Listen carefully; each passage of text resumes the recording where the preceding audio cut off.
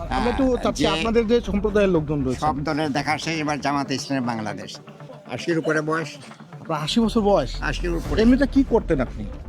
আমি তো 2000 আখানগর হাই স্কুলে আমি প্রধান শিক্ষক ছিলাম, হেডমাস্টার ছিলেন। হেডমাস্টার ছিলাম। 2004 সালে আমি অবসর নিয়েছি। 4 সাল মানে 21 বছর অবসরের আপনি। Since a good long period I had been there in the post of headmaster. ভোটের পরিবেশ কেমন দেখছেন? ভোটের পরিবেশ তো যেটা আমি বললাম তো, মানে আমরা ওই যে পেপারও সেদিন পেপারে দেখলাম 34% আর 33%। আমরা সেটা বলতে পারবো অল না। ওভার মানে জামাত এবং ওই বিএনপির মধ্যে সর্বশেষ যে contest। জরিপ সেটা বলতেছেন আপনি? হ্যাঁ, এইটা। আর আমাদের এলাকাতে একটা হিন্দু পপুলেটেড এরিয়া। আমরা সাধারণত ভীত সন্ত্রস্ত, আগুনের খেলা, লুটপাট, ছিনতাই, এই সমস্ত ব্যাপারে আমরা একটু সাধারণত ভীত সন্ত্রস্ত, যেহেতু হিন্দু ব্যক্তি,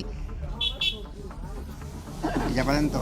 আমি কাজেই আমাদের এদিকে নেতৃবৃন্দের কাছে, আমাদের ক্যান্ডিডেটের কাছে ওটা আমাদের, এবং এটা তো এখন ইলেকশন পিরিয়ডে তো সরকার কোন পার্টি আসবে না, কিন্তু জুলুম অত্যাচার এগুলো নিয়ে আমি ব্যক্তি হিসাবে এলাকার পর যেন কোনো রকম জুলুম নির্যাতন এবং ইয়ে না হয়। অগ্নিসংযোগের খেলা, লুটপাটের খেলা, ছিনতাইয়ের খেলা। আপনার কাছে এখন পর্যন্ত কি পরিবেশ মনে হচ্ছে যে হিন্দু ভোটাররা নির্বিঘ্নে ভোট কেন্দ্রে যাবে, ভোট দিয়ে আসবে, তাদের নিরাপত্তা নিশ্চিত? নিরাপত্তা নিশ্চিত এটা আগে কেমন করে বলবো?